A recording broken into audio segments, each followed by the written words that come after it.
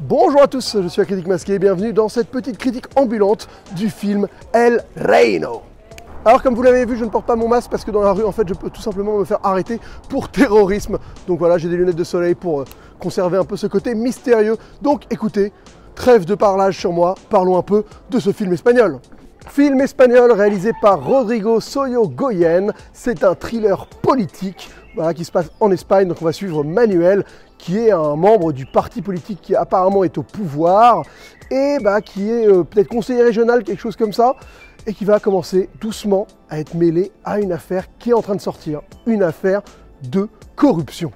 Et franchement, ce fut une excellente surprise, je ne savais pas du tout ce que j'allais voir et je vous avoue que j'ai pris une petite claque, notamment par la mise en scène qui est, je trouve, franchement grandiose. Honnêtement, grosse mise en scène, il y a une vraie inspiration, un peu à la Cuarón ou à la Iñárritu, et ça, si vous me suivez, vous savez que normalement, j'aime ça. J'aime ça parce que ça crée vraiment un sentiment d'immersion, on est plongé au cœur de ce thriller et on ne décroche jamais du personnage principal. Les scènes sont vraiment constituées majoritairement de plans séquences, donc il y a toute cette tension qui grimpe à plusieurs moments et le film fait plusieurs choses qui sont assez innovantes et intéressantes, mais j'ai pas envie de vous les spoiler, donc je ferai une petite partie spoiler pour en parler. Voilà, en tout cas, sur la mise en scène, c'est quelque chose d'assez intéressant parce que c'est filmé avec des grands angles, donc on a toujours les personnages qui sont finalement assez petits dans les décors, et voilà, on laisse le temps durer. Il y a tout ce rapport à l'espace, à qui on est en fait. C'est vraiment une mise en scène qui essaye de nous faire comprendre quelle est la place du protagoniste, et quel protagoniste, putain, qu'est-ce qu'il joue bien cet acteur. Je vais faire une transition pour aller me renseigner sur le nom. Antonio de la Tour, honnêtement, mais qu'est-ce qu'il en impose? On dirait un peu un espèce de Don Draper à l'espagnol. Il y a un petit côté... c'est un peu le sosie aussi de Daniel Craig. Enfin, déjà, il a un charisme physique immédiat. Et au-delà de ça, il joue vraiment super bien. Je trouve qu'il tient son rôle mais magnifiquement. Il y a tout ce phrasé en espagnol qui est franchement mais génial. Donc, grosse découverte cet acteur. J'espère vraiment que je vais aller m'intéresser à sa filmo parce que je pense qu'elle vaut la peine. Et là, vous pourrez me dire, oui, plan séquence, c'est le genre de truc un peu galvaudé. Oui, c'est vrai que beaucoup de gens et beaucoup de films récemment ont utilisé la technique de faire des beaux plans séquences. Là, l'intérêt, c'est que c'est pas du tout une volonté tape à l'œil, c'est vraiment quelque chose qui est là pour créer de l'immersion. C'est pas des plans séquences nécessairement compliqués. Je pense notamment à toute une séquence qui se passe dans une soirée. Voilà, il y a vraiment un côté où en fait, on est juste dans la même temporalité que le personnage principal. On sait pas trop ce qui peut se passer, on sent la tension qui monte et on a toujours ce rapport à l'espace parce que voilà, il est entouré de plusieurs personnes et on a toujours des cadres assez larges qui l'isolent pas vraiment, donc on se sent oppressé quoi. En fait, ça crée un sentiment d'oppression les plans séquences. Alors de temps en temps, il y a des plans qui ont des machineries compliquées. Je pense notamment à une séquence sur un balcon où là, la caméra arrive à passer de l'autre côté du balcon sans trop qu'on comprenne comment. Donc ça, c'est des choses un peu plus complexes. On sent que le réalisateur s'est fait plaisir sur ce genre de séquence, mais il n'y a pas cette espèce de volonté vraiment. Peut-être un peu plus que comme chez Iñárritu, je trouve que c'est quelqu'un qui le fait souvent, de faire des plans vraiment impossibles et on se dit waouh, mais comment il a fait ce plan là quoi. C'est pas du tout le délire. En fait, le film fonctionne sur le principe d'étau qui va se resserrer. C'est-à-dire qu'au fur et à mesure du film, il y a vraiment une espèce de pression qui s'accentue sur le personnage principal et donc fatalement sur le spectateur. Je ne veux pas du tout spoiler, mais le film a un épilogue qui est potentiellement un des épilogues qui va me rester en tête le plus longtemps. Franchement, j'en parlerai dans la partie spoiler parce que cette fin de film, elle est prenante, il se passe des trucs. Je peux vous dire que c'est assez impressionnant. Par contre, au début, il faut vraiment s'accrocher. Le film commence vraiment sur des chapeaux de roue avec une espèce de conversation entre 8 personnes à table. Et pour savoir qui est le héros, qui est qui, c'est vraiment pas évident. Donc là-dessus, il faut être attentif. Mais j'y vois vraiment une référence à Tarantino et notamment au début de Reservoir Dogs qui commence un peu pareil. Par contre, le tout premier plan, j'y vois clairement une référence à Scorsese. C'est un plan du personnage qui part de la plage, qui traverse les cuisines d'un restaurant pour aller à table, donc discuter avec ses collègues, amis. Et franchement, ça fait penser à ce fameux plan de Steadicam des Affranchis. Voilà, je le cite souvent parce que c'est un plan qui, pour moi, a marqué le cinéma et beaucoup de gens s'en servent. Et là, vraiment, je vois vraiment des références à Tarantino et à Scorsese dans cette première séquence. Ça dénote quand même d'intentions plutôt intéressantes. Et ces références d'entrée ne sont absolument pas gratuites parce qu'en fait, on est dans un film de gangster et donc c'est logique de faire référence à des films comme Les Affranchis ou Reservoir Dogs. Parce que oui, là, c'est pas des mafieux, c'est pas des braqueurs, non, c'est des politiciens, mais c'est quand même des gangsters. Les mecs ont exactement les mêmes caractéristiques que les gangsters. Ce sont des mecs qui sont mesquins, vils, mauvais, immoraux, qui sont immoraux, je crois d'ailleurs qu'on dit, et qui sont surtout totalement sans aucun honneur. C'est-à-dire qu'ils seraient prêts à, à balancer leur meilleur pote au lion pour éviter de se faire bouffer à sa place, quoi. Donc c'est ça qui est assez intéressant parce que pour une fois, on va traiter de gens qui, dans l'aspect, sont des gens propres sur eux, supposément vertueux, les politiciens qui sont là pour faire le bien de la cité et faire en sorte que les hommes vivent mieux. Et le film va clairement critiquer ça parce que c'est des gens qui veulent juste s'enrichir, qui sont avides de pouvoir et d'argent. Et le film ne va pas par 14 chemins pour nous balancer ça en pleine gueule. Et ça, franchement, écoutez, ça fait toujours du bien d'avoir un film qui nous balance un peu de vérité à la gueule sous couvert de genre. Parce que ça reste un vrai film de genre avec beaucoup de tension.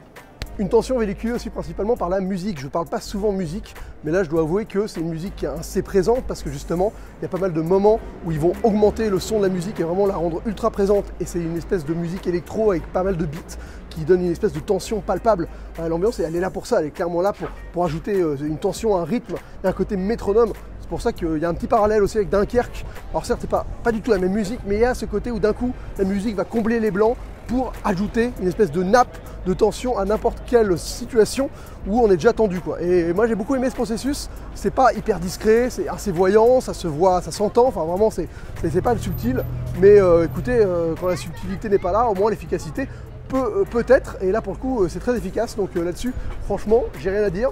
Je trouve que la musique est très bien utilisée dans ce film-là. Et un dernier aspect que je voulais évoquer avant de passer dans la partie spoiler, c'est l'aspect paranoïaque du film, c'est-à-dire qu'il y a tout un passage où le personnage tombe dans une pseudo-paranoïa et on ne sait pas si elle est réellement justifiée ou pas. Et c'est quelque chose qui m'a bien plu parce que, encore une fois, c'est assez bien dosé, c'est pas plus appuyé que ça, mais par contre, c'est joué crescendo et la montée marche bien et surtout le crescendo marche vraiment très bien, j'ai pas envie d'en dire plus. Mais voilà, ça fait écho à des événements qu'on a vus à des moments, on ne sait pas si c'est lié, si c'est pas lié, est-ce qu'il y a une forme de crédibilité là-dedans ou pas. Donc il y a un vrai petit côté paranoïaque qui pour moi m'a plu et ça fait partie de ces trucs qui font que le film, une fois que tu es dedans, tu es un peu oppressé, quoi. C'est vraiment, c'est un film qui une fois qu'il t'a enrobé, il met du temps peut-être à vraiment démarrer et à te faire que tu es pleinement dedans. Mais quand tu es dedans sur les dernières 40 minutes, waouh, ça te lâche pas. Et ça franchement, j'ai trouvé ça hyper fort. Donc voilà, si vous voulez voir un film viscéral, un film qui dépeint un milieu qu'on dépeint pas tant que ça au cinéma, un film qui est élégamment mis en scène et qui franchement est très bien interprété, donc il y a quand même beaucoup de voyants qui sont au vert, pardon, je me suis confondu. Voilà, allez-y, allez voir El Reino. Là, je vais rapidement passer en mode spoiler pour discuter de 2-3 trucs avec ceux qui ont vu le film, mais avant, je pense que vous allez vous taper une petite page de pub. Et là, ça se trouve, en fait, ma vidéo faisait moins de 10 minutes et vous n'avez même pas eu de pub, donc il y a eu une espèce de transition toute pourrite. Voilà, donc on va rentrer rapidos en mode spoiler. J'ai envie de discuter de 2-3 petites choses qui m'ont interpellé pendant le film. Alors déjà, je trouve qu'il y a quelque chose qui est assez génial, c'est de nous faire des séquences de tension où le héros va échouer. C'est assez rare. C'est-à-dire que, normalement, tu es du côté d'un mec et tu as envie qu'il réussisse. Là, ils arrivent à faire en sorte que tu as envie qu'il réussisse, alors que le mec est vraiment une sombre daube, mais surtout, ils le font échouer 2 fois à des moments hyper importants. Même quasiment 3. Mais voilà, c'est-à-dire que je parle de la séquence évidemment où il veut essayer de planquer la clé USB dans sa chaussure. Donc c'est toute une séquence, c'est un plan séquence qui est très bien foutu, où tu comprends direct l'enjeu, tu sais qu'il y a 2 clés, qu'il en a une qui est planquée quelque part dans son costume, il arrive à te le faire comprendre par un regard, hop, et après il essaie de planquer dans sa chaussure, et il va te faire croire qu'il va y arriver, il te fait croire qu'il y arrive. Tu te dis putain mais il va y arriver, c'est bon, il a réussi, et paf, il se fait gauler comme une grosse merde. Donc c'est assez rare de voir des séquences comme ça où on te met un objectif que le héros mais foire totalement, quoi, alors qu'il y a une montée de tension tout le long. Et moi j'ai pas vu ça souvent aussi noche. Et le deuxième exemple qui est quasi similaire, c'est quand il essaye de prendre l'enregistrement de son pote qui lui révèle des choses. Et pareil, c'est-à-dire qu'il a le truc planqué dans sa poche, il arrive à avoir l'info, il arrive à obtenir plus ou moins ce dont il a besoin dans l'enregistrement. Il veut se barrer et là il croise ses collègues, embrouille et le mec le fouille. Et voilà quoi, il se fait gauler comme une vieille merde. Et ça franchement, c'était des trucs où je m'attendais pas et ça a réussi à me surprendre.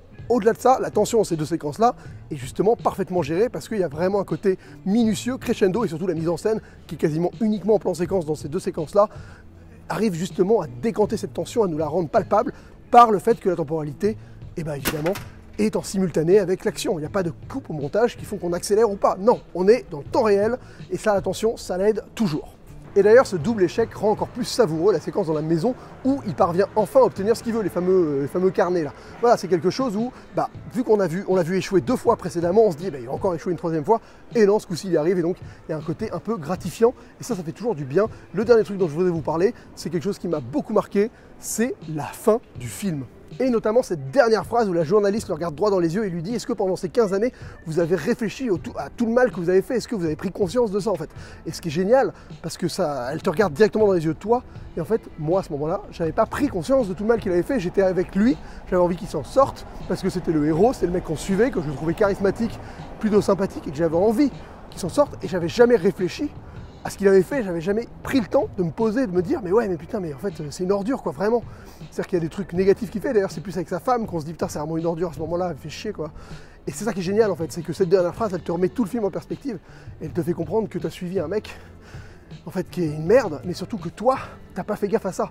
Tu t'es pas posé non plus pour te dire mais oui mais en fait arrête-toi mec, juste au lieu d'essayer de sauver ton cul, rends-toi compte de tout le mal que tu as fait, pose-toi 2 secondes. Et je trouve que cette dernière phrase, elle fonctionne parce qu'elle est à la fois puissante pour le personnage qui l'apprend, mais extrêmement puissante pour le spectateur qui l'entend. C'est pas une phrase anodine, et la prendre dans la gueule en fin de film, j'ai trouvé ça super puissant. Donc voilà, c'était ma critique ambulante d'El Reino, un film qui m'a vraiment marqué, qui à mon avis pourra peut-être figurer dans mon top 10 de fin d'année, parce que plus j'y pense, et plus je trouve que ce film est ultra intéressant, efficace et plutôt fort. Donc voilà. J'espère que cette petite critique dans les rues de Paris vous a plu. J'ai un peu essayé de changer ma manière de faire parce que j'avais pas envie d'être derrière mon bureau, j'avais envie de profiter de ce beau temps, malgré le fait que j'ai super chaud avec ce pull. Oh là, c'est horrible. En tout cas, merci beaucoup de m'avoir suivi jusqu'au bout. On se retrouve très vite pour une prochaine vidéo, une critique, ça risque d'être celle d'Avengers, ou peut-être une vidéo sur Game of Thrones, parce que j'ai aussi envie de parler un peu de cette série que je suis aussi, comme tout le monde. Et pourquoi j'en parlerai pas? Parce que j'ai des choses à dire dessus aussi. Voilà, en tout cas, on se retrouve très vite pour de prochaines vidéos. Entre-temps, n'hésitez pas à partager, à liker, à vous abonner, à faire je sais pas quoi d'autre, aller sur YouTube pour regarder des pubs et financer d'autres vidéos de ma chaîne. Merci à vous de m'avoir suivi, on se retrouve très vite pour une prochaine critique, et d'ici là, bonne toile!